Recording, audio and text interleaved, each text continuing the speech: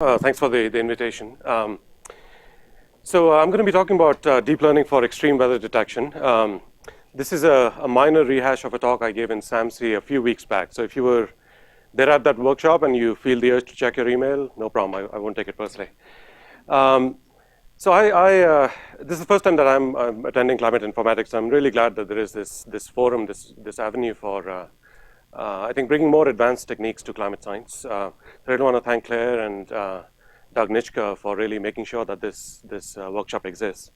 A lot of you may not know me, so I work at NERSC at the Supercomputing Center, and at NERSC my day job is to determine NERSC's big data strategy. So I think about the software stack to deploy on our big HPC machines.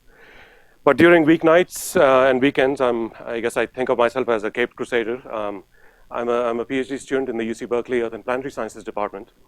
And what I'm trying to do there is to look at the important problem of climate change and how exactly the extreme weather patterns are going to be changing in the future.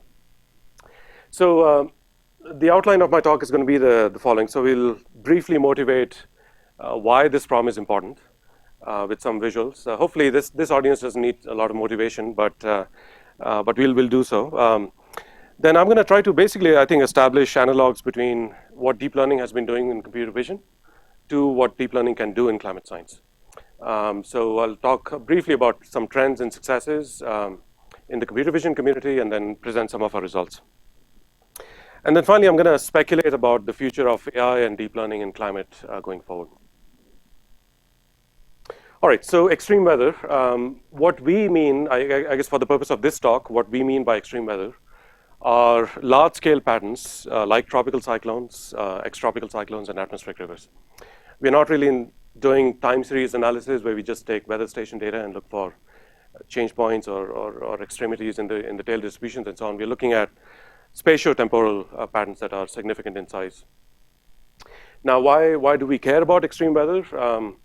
Again, if you've been tracking media in the last 2 or 3 weeks, there's been a sequence of unfortunate events, I guess. First, Hurricane Harvey hit Houston. So this is Houston in the aftermath. Essentially, streets turned into rivers. A lot of impact, clearly, on a major metropolitan city. Followed by Hurricane Irma, who hit the Caribbean islands more significantly. I think, fortunately, Florida really did not have as much impact as was expected. But now we have Hurricane Marie that's chugging through and hitting the Caribbean pretty hard as well. So anyway, so it's really quite a significant sequence of events that's happened. Closer to California, where I am, we had a different phenomena called an atmospheric rivers. Essentially, 3 series of atmospheric rivers deposited a lot of precipitation and rainfall in a place called the Oroville Dam, which had trouble in holding on. They had to open up the dam and let a bunch of water off, which essentially flooded a small city in the vicinity of where we are. So really, I think the question one can ask is, when you look at these events happening, you might think of them as being, maybe random events, maybe the dice is being loaded differently. But really, I think you do need to ask the question around how extreme weather is going to be changing in the future. Are tropical cyclones going to become more intense in the future? Are they, when they make landfall, will they carry more energy? Will they deposit more precipitation? The same question around atmospheric rivers. Atmospheric rivers bring about 50% of precipitation to California. So clearly, a vast amount of people in that state care about, how many such events are going to be happening in the future. So really, I think the challenge is when we conduct future simulations, we really need to examine the change in such patterns. So in order to get at this question, how do you go about approaching it? So one option that you can do is to look back in time. So look at paleoclimate records and maybe look for evidence of such large-scale events as have happened in the past. So maybe that can give us a better sense for what the norm really is for the climate system's internal variability. But fundamentally, the only tool really that we have to capture emission scenarios is to look forward in time. So we code up, as a lot of you are aware, different carbon emission scenarios, and we run simulations out till the end of the century. And of course, these simulations are in our control. We can program them to take any sort of variability into account. So we do plug in anthropogenic influence to the best of our knowledge. So we have these data sets, large simulations. The CAM5 movie I'm going to be showing you shortly easily can produce 100 terabytes of data for a 30-year simulation. There's just no way that we can ask climate scientists to be now looking at videos of these movies and manually marking out where, say, a tropical cyclone is. That's not going to happen. And it's not just CAM5, but we have, of course, CMIP5, we have CMIP6, many centuries worth of data that's available. So we really do need an objective tool that can, in an unbiased manner, automatically extract extremes. And once you can do that, then you can get at the question of are extremes really changing in the future and in what fashion? So this is a classic pattern detection task. That's exactly what it is. In fact, you can think of it as object detection in images, or you can think of it as activity detection in video. Given that we've now heard of a lot of success in the computer vision, in the commercial space on exactly this task, maybe one can ask the question on whether can deep learning solve this problem for climate science. So I want to give you a visual sense for what data we're going to be analyzing. So this is the CAM5 quarter degree simulation, which is a production workhorse for the Department of Energy. And really, I think the question you should be in the back of your mind is, as this movie makes it through a few months, tropical storms are going to form and then evolve. They'll transition into extratropical cyclones in some cases. You'll have atmospheric rivers making landfall. How would you go about tracking where these features are? So let me just go through this once more. If you start to do this by hand visually, pretty soon you start hallucinating and you start making up features where they're not. It certainly gets very, very tiring. So I think expecting a domain scientist to spend hours and hours or days and days to do this in an unbiased manner objectively, I think that's asking a bit too much. And really, machines are really good at this kind of stuff, so they should be able to do this problem. All right.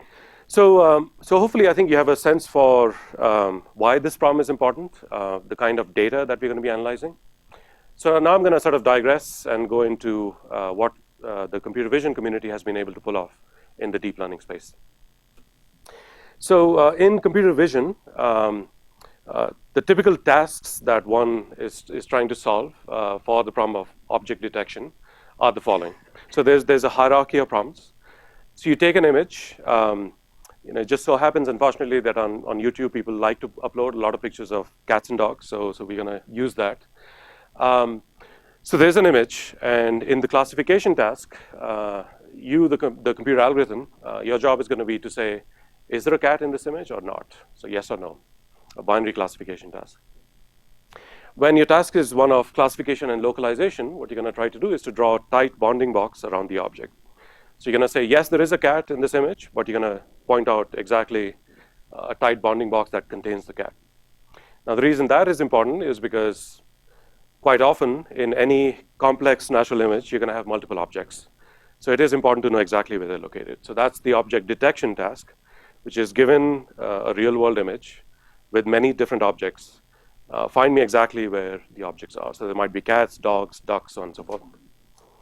So that's the object detection task. And finally, there is the segmentation task, which is given the same image. I'd like the computer algorithm to tell me exactly the pixels corresponding to various objects. All right.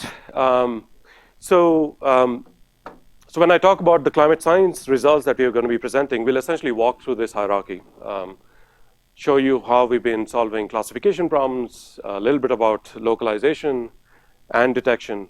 And segmentation is definitely future work, but we'll get to that eventually. All right, so in computer vision, fortunately, Fei-Fei Li at Stanford decided to undertake the task of creating something called the ImageNet dataset. I'll show you visually what that dataset looks like, but essentially, you have a lot of images of the real world with all of its complexity. And the task of the ImageNet localization and classification challenge is to take real world images and again draw bounding boxes and labels for objects here. So there is a box around a bird and a frog and a person, a dog, a chair, and so on. You'll note that there is a lot of visual complexity in these scenes. For example, the contrast is really not that great in this image. The chair is not fully visible.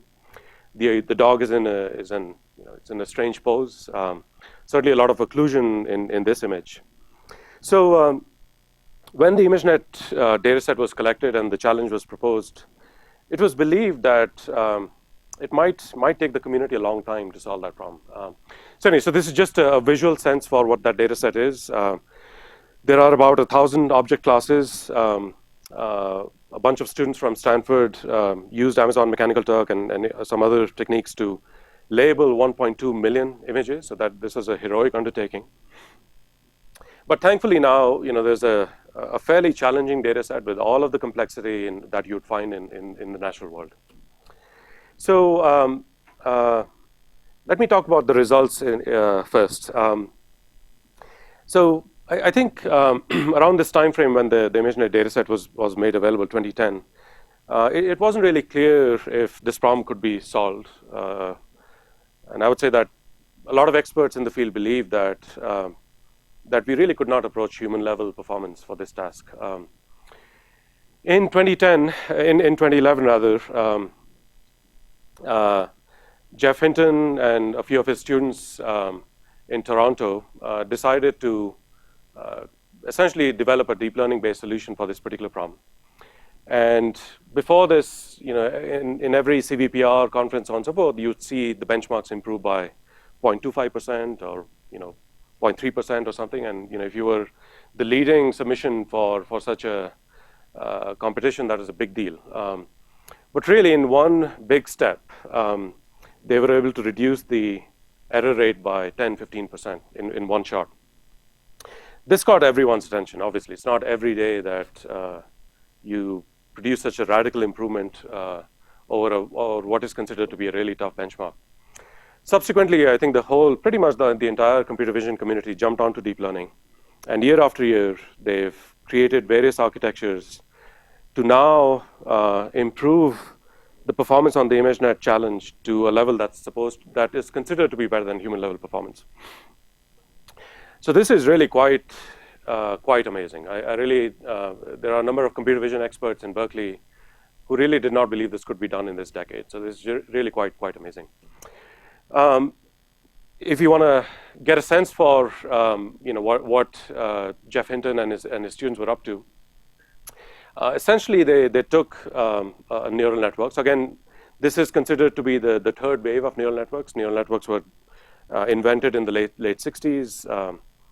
I guess they died an untimely death because of the Zor problem in those days.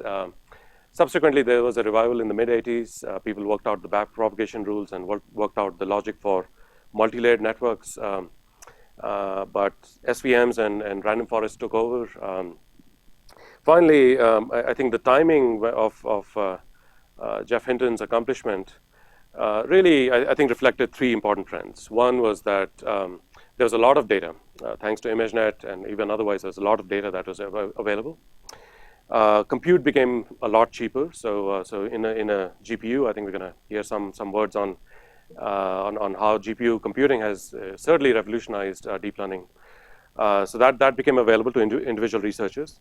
And finally, I think no one had really appreciated that by deepening these networks, by adding a lot of layers, you of course increase the representational capacity of these networks. But really, they did not believe that, they did not realize or appreciate fully that this could, say, solve ImageNet completely. So essentially what they did was take raw images, so in this case 224 by 224 pixels, 3 channels, and pass it through a bunch of signal processing operations, essentially. So you have a bunch of convolutions that happen. Then there are some nonlinearities which are introduced in terms of pooling operations. And you keep doing that till you reach, towards the end, you've reached some representation of features, and then you apply a fully connected layer and ask the network to make some predictions. So the way things work is you randomly initialize the network with some random weights. You have a lot of data. So in the case of ImageNet, we have 1.2 million images. We're going to feed in, say you just take an image, feed it through the network, so do all the signal processing, so on and so forth, till the network makes a prediction. Once the network makes a prediction, because you have ground truth data, you know if it's made an error. If you determine that it's made an error, you then essentially backpropagate the error through the networks, changing the weights as you go along. Now, do this 1.2 million times. And the hope is that the network would converge on the right set of weights, which will do a great job at essentially solving the pattern detection task. Now, what was fascinating, I think, there's a great article in New York Times, I believe, where Andrew Ng, I think, mentioned something about unsupervised learning and so on. But I think what was really interesting and what got a lot of people excited in academia and in the neuroscience community was that the hierarchy of features that were being learned by this network, by this simple backpropagation rule, which is essentially applying the chain rule in calculus, the hierarchy of features was semantically meaningful. So right in the very first layer, the network seems to be learning Gabor functions, so simple oriented edges. In the second layer, the network seems to be learning compositions of simple edges, so simple texture patterns. As you go further along, the network learns object parts, which are again combinations of texture patterns. And then finally, of course, any complex object is made of many different parts, so that's what the network learns. So this is really interesting because a priori, this notion of composition or the notion of a hierarchy was not really coded in the network. That's what it learned. So anyway, so I think that's what got a lot of people, I think, really interested in deep learning. I think often people try to make analogies between deep learning and what the brain actually does. I think this part certainly sort of makes sense. This is what we believe the V1 portion of the brain does. This is what our visual receptors in that area of the brain do. But it's not clear if the rest of what the network is doing is exactly what happens in the brain.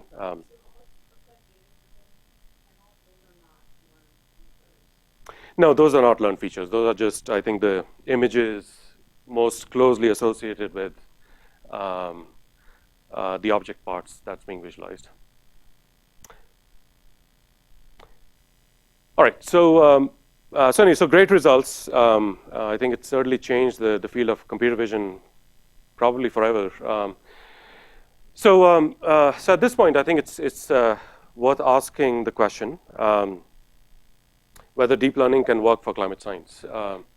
So we certainly have similarities in the tasks that we want to undertake. So we have classification problems, we have localization problems, detection problems, segmentation problems. In some cases, we also want to do clustering. And feature learning in many ways is a prerequisite for all of these other operations. And we know that deep learning is really good at feature learning.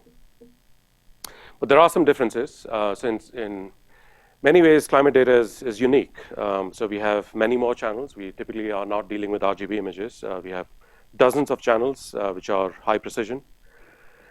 The spatiotemporal scales of features that we have are different. You might have oscillations that last for decades, and again, extreme weather phenomena that just last for a few days.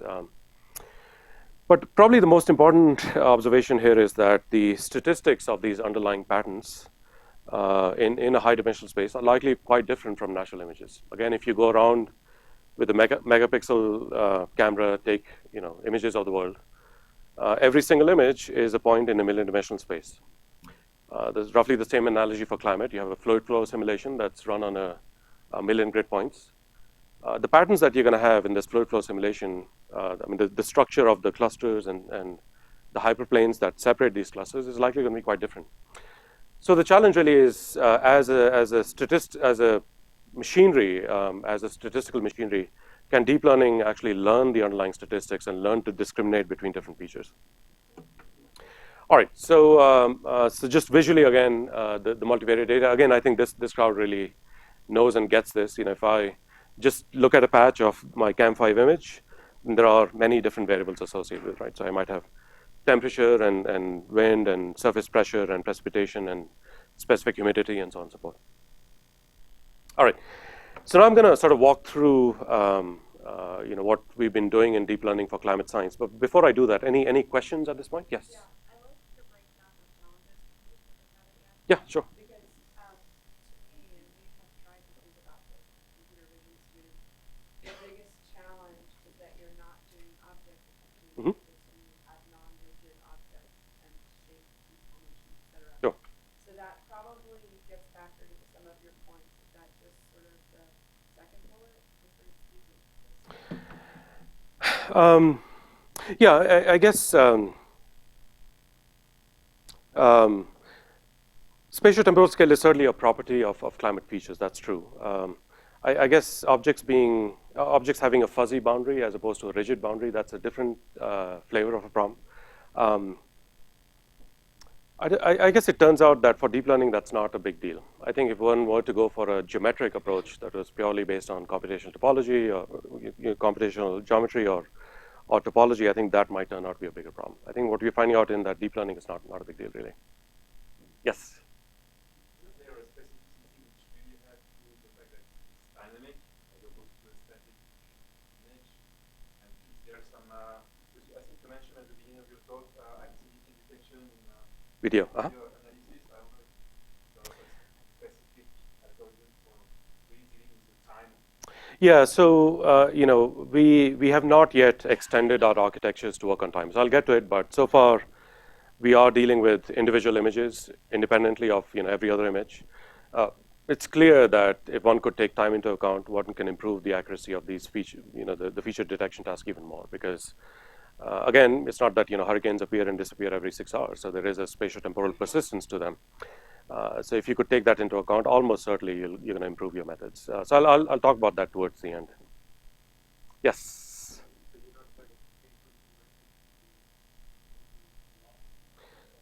Yeah, so I'm going to get to that as an open challenge in the field. Yes.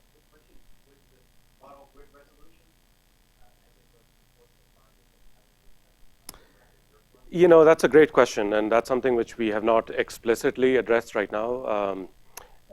So far, I think I was mostly trying to convince myself that deep learning could work on fluid flow data. And so we trained everything on more or less on CAM5 quarter degree data. We tested it on CAM5 quarter degree data.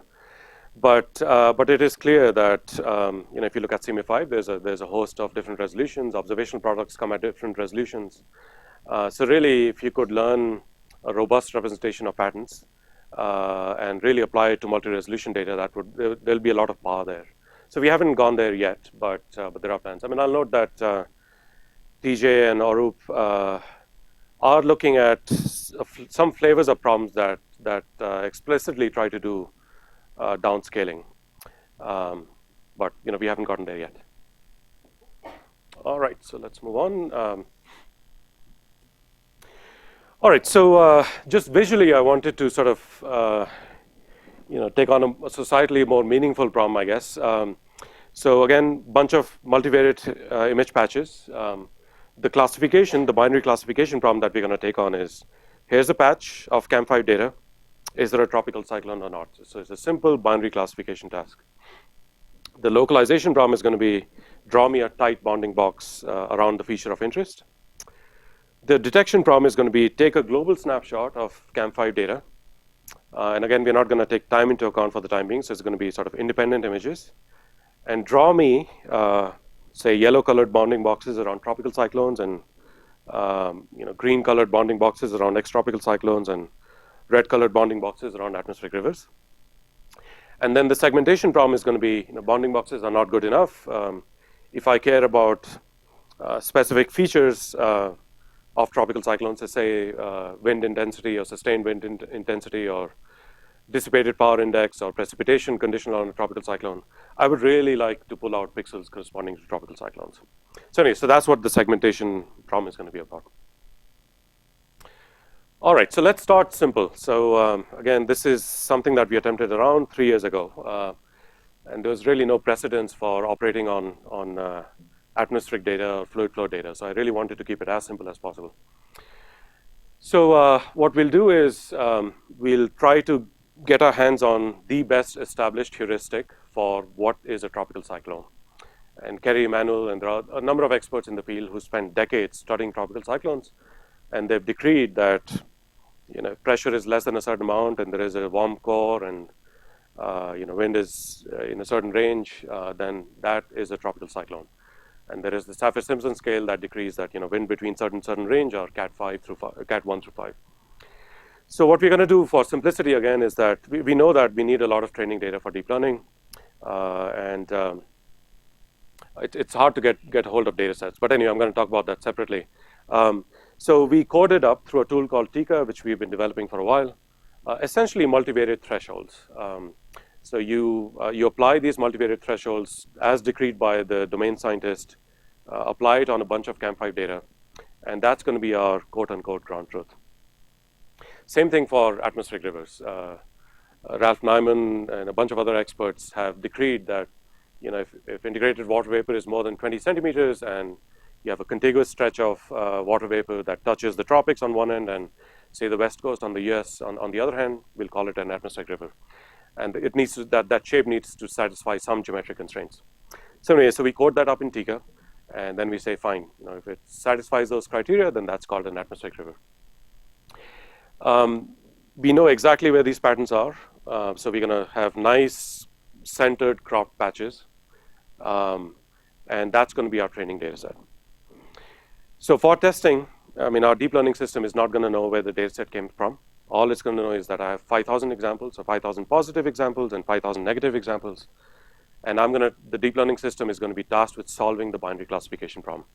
I give you a nice centered crop patch again, and you, the deep learning system, should tell me yes or no. Is it a tropical cyclone in this patch? So for Yes. negative examples, just random patches, or did you sometimes have like an uncensored TC? Yeah, so the the negative samples were random patches. We did not have an off-center or a patch that was maybe partially that contained a partial So TC they're patch. random, but then you actually filtered them to make sure that they didn't have a positive example. And overlap with a grid box, a fixed size, whatever, 200 by 200. Basically, you don't have too many examples on the boundary. That is true for this case, yes. And one can certainly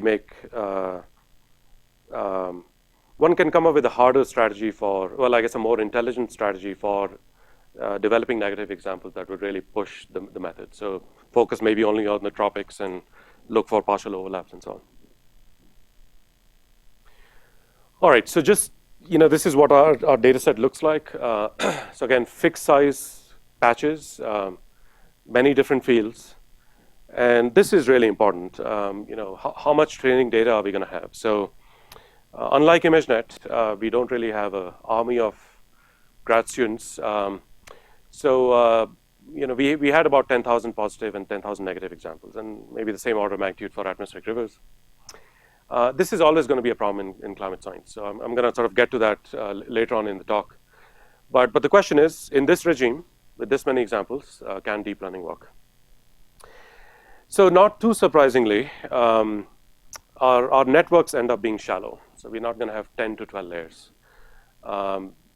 Essentially two sets of convolution and pooling layers with a fully connected layer right at the end. And again, prediction of the class label.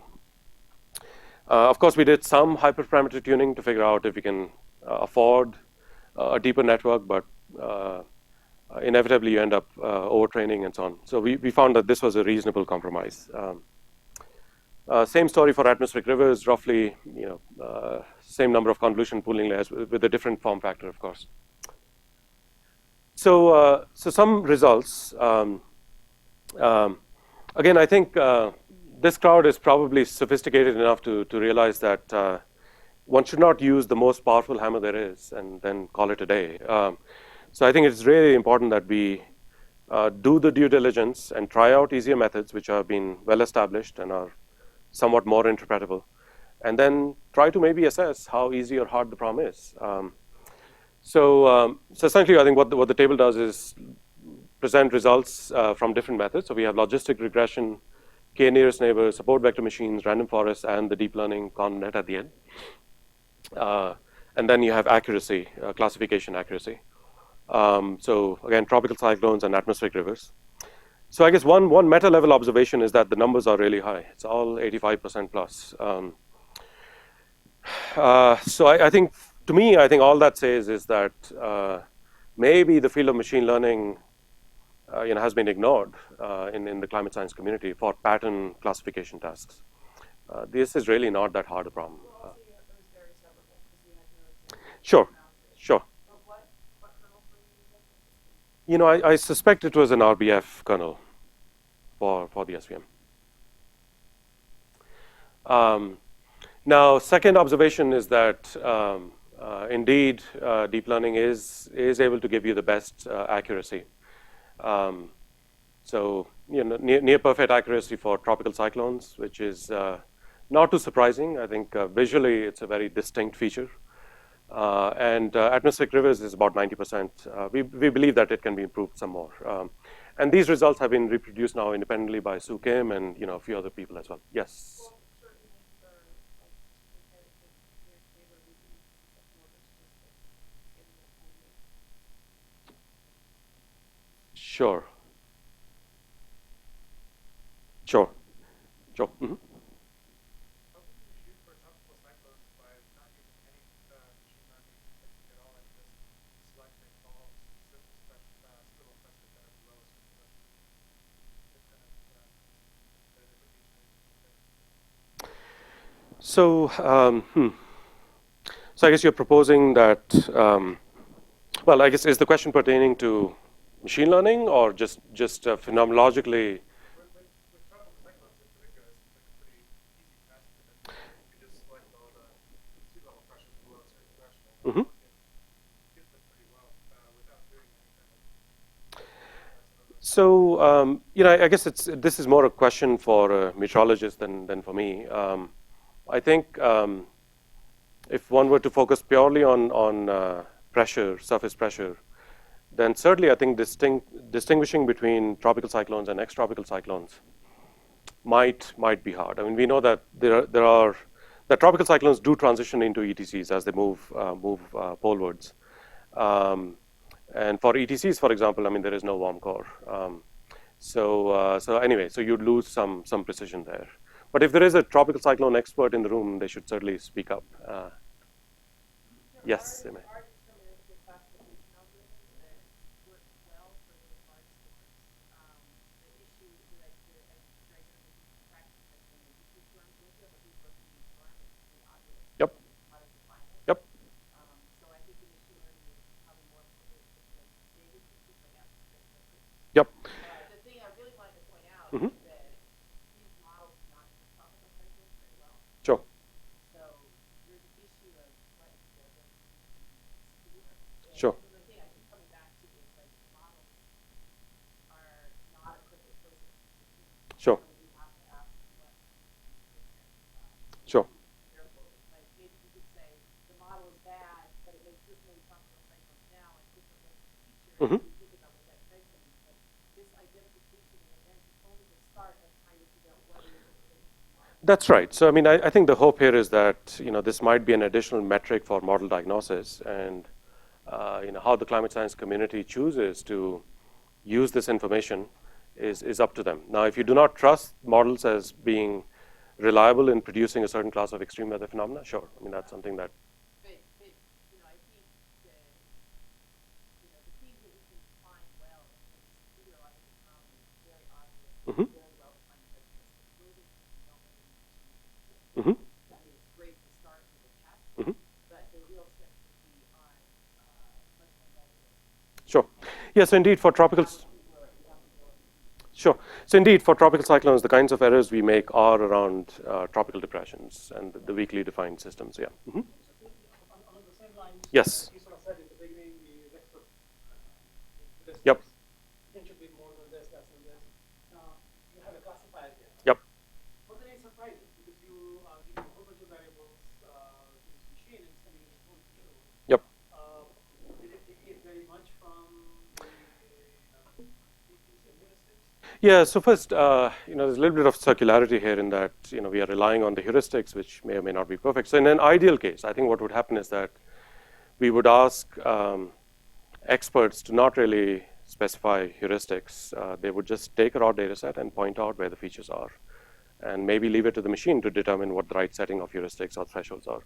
Now, there is no clear analogy here between heuristics, or rather thresholds determined by a deep network, to a classification and regression tree or a decision tree. And it's the. You now see the physical interpretation of any of these polygraphs. Like for the cats and dogs, you can see the edges and so forth. Yeah, we. Yeah, so we have not explicitly tried to visualize the features that are being learned, and if there is in fact a notion of a hierarchy or compositionality by the deep net. We haven't tried to do that yet.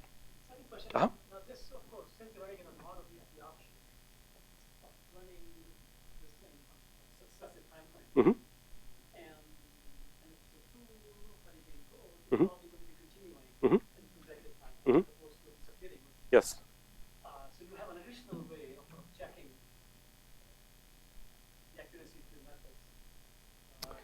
How difficult is it to Yeah, I guess, yeah, so the notion of running pattern classification in situ as the model is running, yeah, I guess you could do it, you could apply it for different contexts. I mean, you could maybe even use that for an AMR refinement logic. I mean, you could use it for selectively outputting more data for time steps that are more interesting.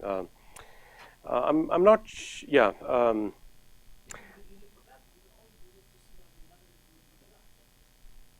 randomly dropping in and out, they take time. Um, Less reliable than there would need to be some ground truth. There would need to be some ground truth. So I think the question is, where does that objective ground truth come in the context of a running simulation? So, yes. I have one question. So, have you considered, or is this a good idea to use existing architectures like VGG or RLS? Yeah, so that was a debate that we had briefly in our project on whether it made sense to use AlexNet or VGGNet and maybe just replace some of the top layers and just add these few classes right on the top. So I think we ended up not going that route, but there are some people in the project who are now exploring that as well, because you of course bypass most of the heavy lifting in terms of retraining the entire architecture. So we have a big machine, we can do it. So I think I was more inclined towards, I think my suspicion would be that most of the VGG or AlexNet is going to be not relevant for the problem. Again, this notion of texture patterns are different and we don't really have hard edges. So I suspect that most of the architecture is not relevant, but possibly I think simpler features could be relevant. Yeah, absolutely. So there are some people who are trying to look at that now in our project. Yes, yes.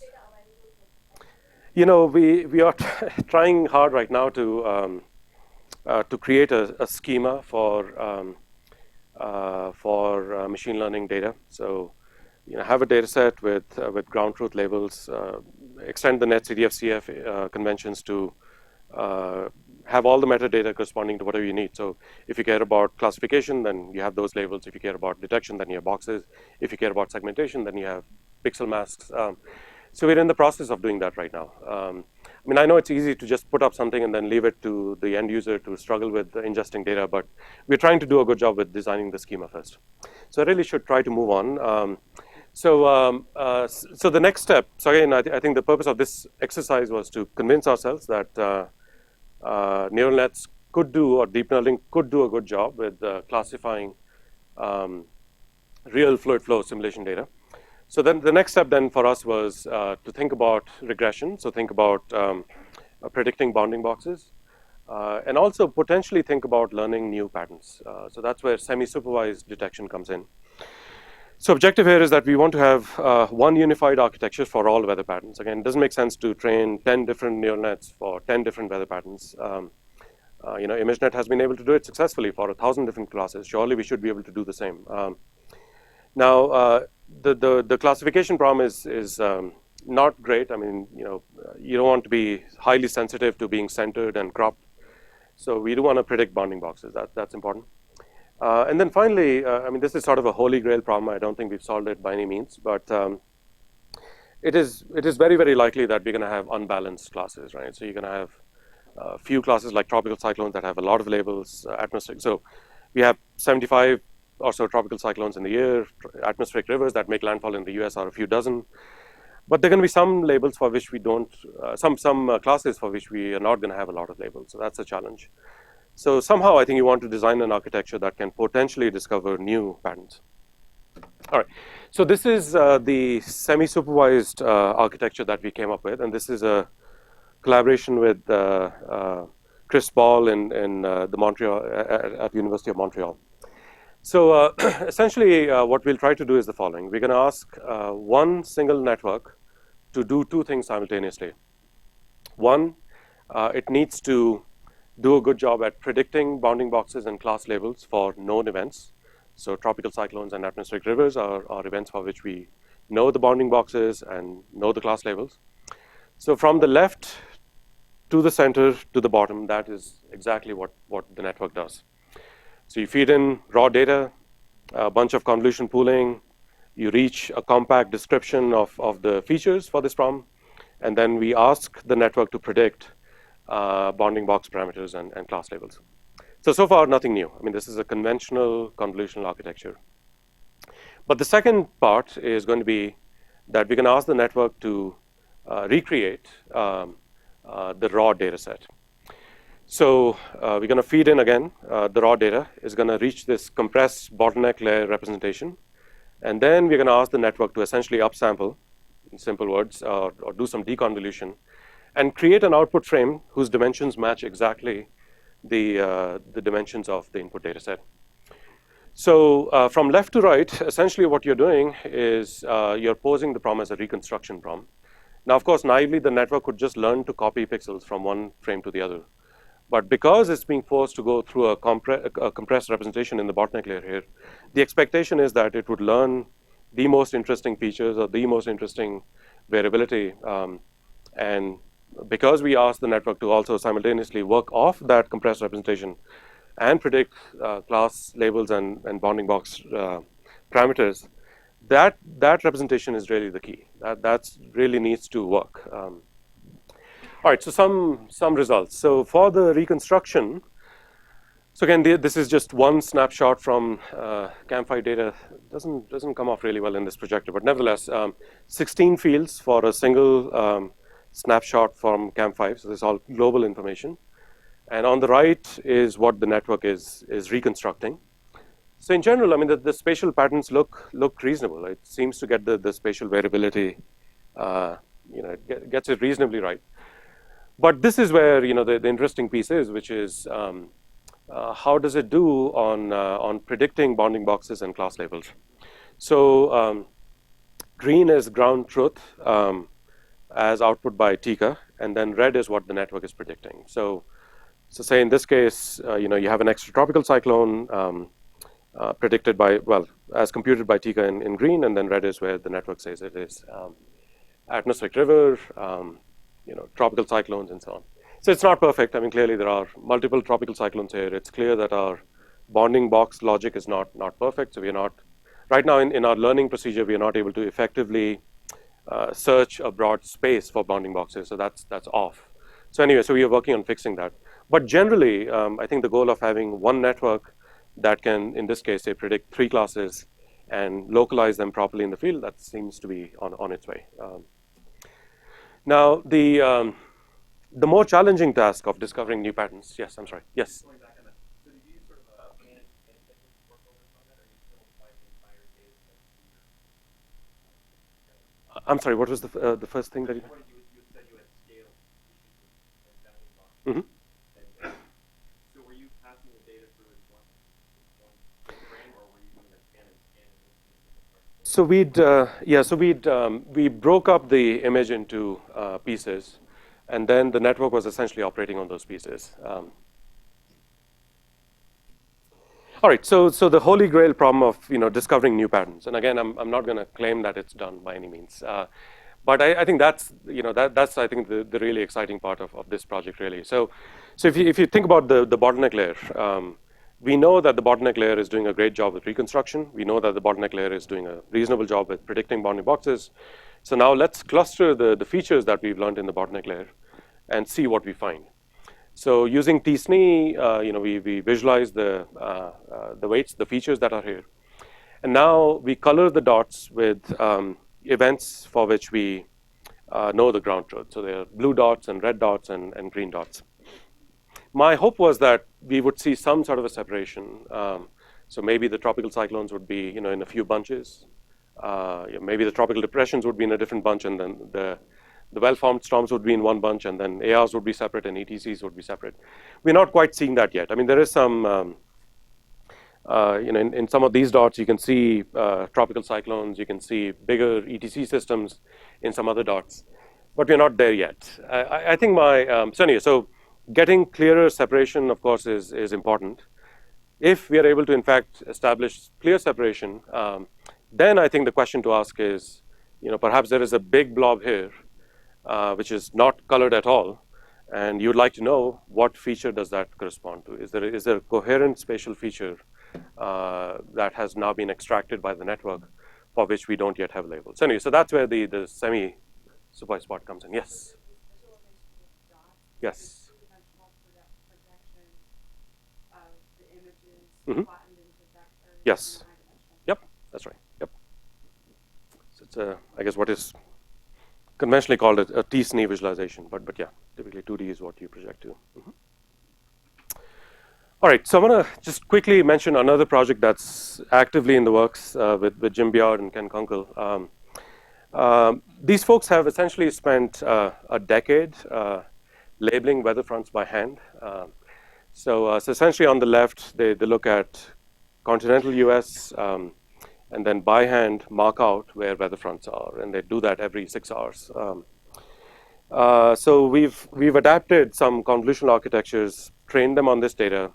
The data is available for several decades. And on the right is what you see, the output of the trained neural net. So there are classes here. So you're looking for warm fronts and cold fronts and occluded fronts. And the prediction by the network is done on a grid cell by grid cell basis. So in general, these results are really quite remarkable. I mean, I think both for Jim Beard and Ken, it appears that the network is actually doing a more thorough job and qualitatively a better job of picking out fronts compared to even the ground truth. So anyway, so there is an associated issue of if you know that the ground truth is not reliable or there are some quality issues in the ground truth, then how does that uncertainty or that quality issue get propagated to the network? So I'm going to just quickly move through some last set of issues before opening it up for general questions. So this is where we stand right now. So we're really excited that a paper was accepted to NIPS this year. This is on the semi-supervised architecture that I presented. And associated with this paper is this data set that I mentioned. So come NIPS, I guess we better have our act together and get this data set ready. There is a BAMS article that I just wrote on essentially deep learning for detecting extreme weather patterns. So this is under review, but hopefully it's going to make it through shortly. I guess for at least our NVIDIA and Google colleagues, we've scaled deep learning, this semi-supervised architecture, on 9,600 Knights Landing nodes on our supercomputer at NERSC. And we obtained 15 petaflops in doing so. So to the best of my knowledge, this is the most scalable deep learning implementation on an HPC machine at this point in time. Some upcoming papers, so we are working on writing up the front detection stuff and also thinking of writing up the atmospheric river stuff. So anyway, so I think I've certainly convinced myself that this is working. I mean, there are certainly some gaps, but we know that it's generally working. So our goal, I think, now is to think about a unified architecture for finding extreme weather pattern in all climate data sets. And when I say all, observational products, simulation products, so on and so forth. I really do think that, and this has been validated by the industry, people who have access to training data are going to be able to do this research, and other folks are just not going to be able to. So I think in order to level the playing field a little bit, I really do think it's important to put out a reference data set, create a schema that's well thought through, and then even think about releasing a reference architecture so that other folks can improve upon it. All of the work that I mentioned, I guess Alexis, was all sort of single images, purely convolutional architectures, more or less. But of course, now we're thinking about hybrid LSTM convolutional architectures, and there's some nice work yesterday that I saw from Kisti and some other folks on movements in that direction. So that's great. Now I think we've gone up to detection. Segmentation is next. So that's something which we are working on as well. All right. So I did want to, this is a academic research-oriented audience. I did want to give you some food for thought. So we've been working on deep learning problems now for 4 years. There's a longer version of this talk that I subjected people at Google to. I guess that covers 7 or 8 more use cases. But these are, I think, what I would consider the frontier problems in applied challenges to climate science. So one, I think these problems are relatively easy. I'm going to get to the hard problems in the next slide. But first there is the problem of how do you determine the right architecture? How many layers, how many filters, how do you determine the right optimizer, what the learning rate schedule should be? All of this is a black art at this point, and really I think it's quite unreasonable to expect climate scientists to become experts at this.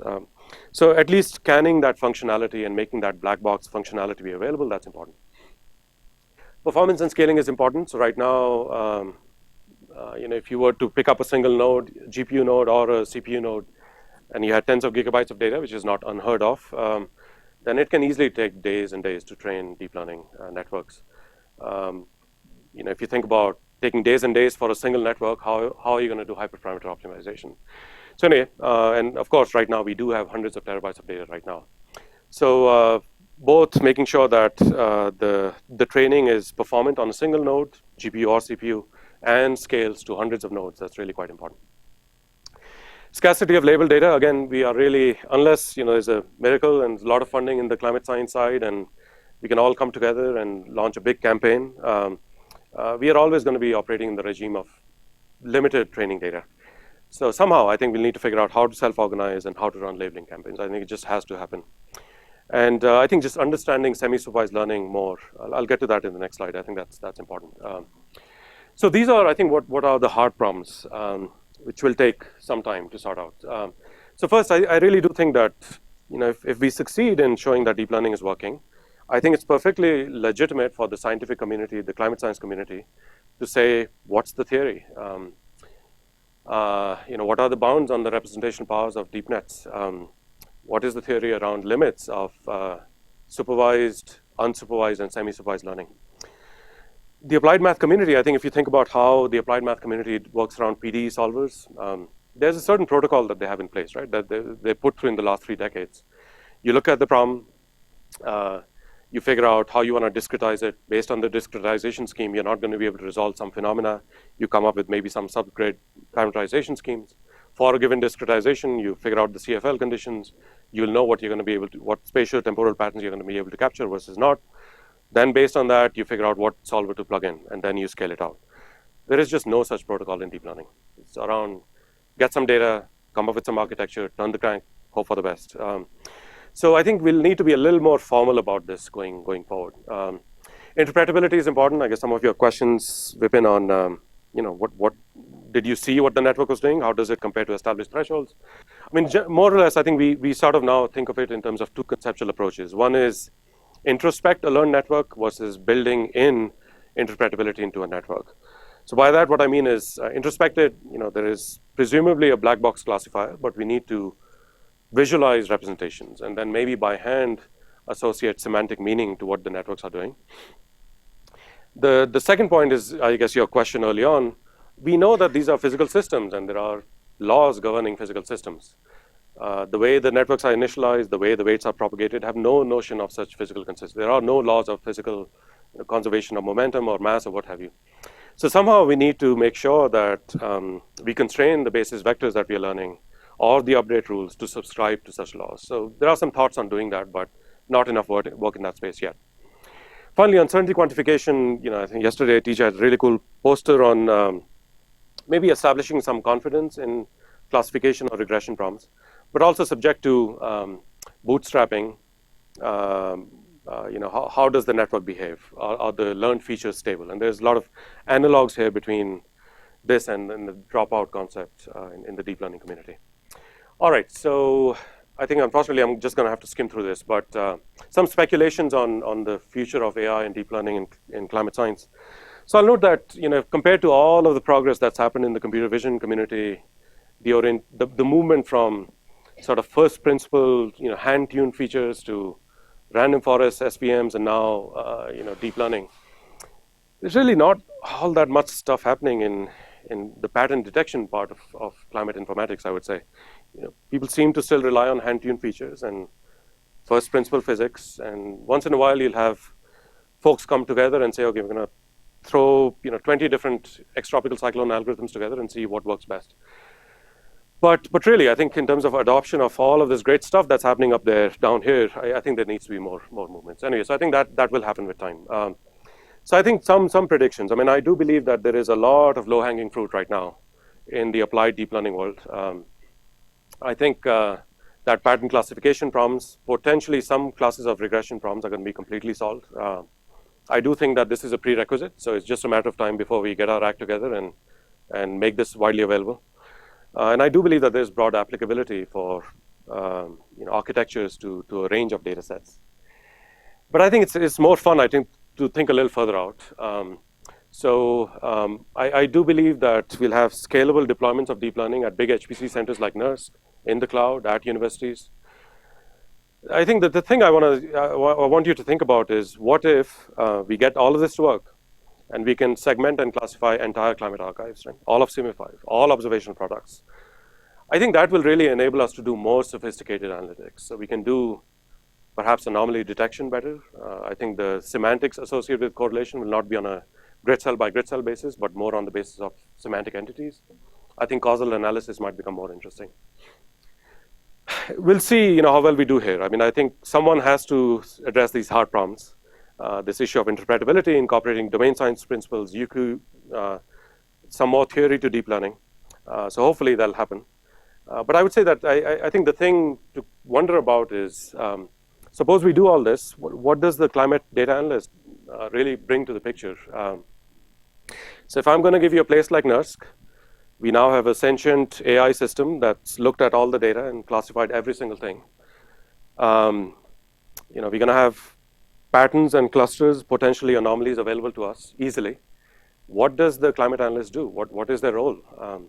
So I really do think that it's going to free up the climate scientist and the climate data analyst to think more deeply about mechanisms and hypotheses. There are always going to be many, many potential mechanisms, many potential hypotheses. And I think they, through interactive capabilities, are going to be able to more effectively down-select what hypothesis makes sense. All right, so just to conclude, I believe that this particular problem that we picked up for today on characterizing extreme weather in future climate regimes is important. And I've convinced myself that deep learning can be applied effectively. So we have supervised and semi-supervised convolutional architectures working. Further architectures are being developed to look at segmentation and hybrid LSTM convolutional approaches. And I walked you through a number of associated challenges, some easy, some hard.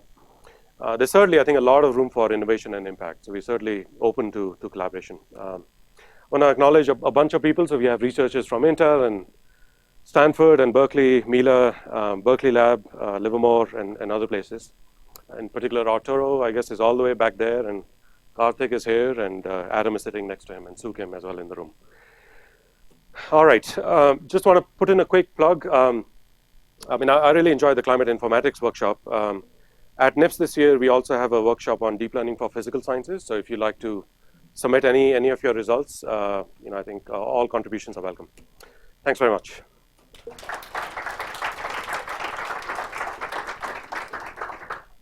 Prabhat. I hope we will talk more about the future of climate informatics at the panel later this afternoon. But if you have any burning couple of questions to Prabhat at this time, yes, please.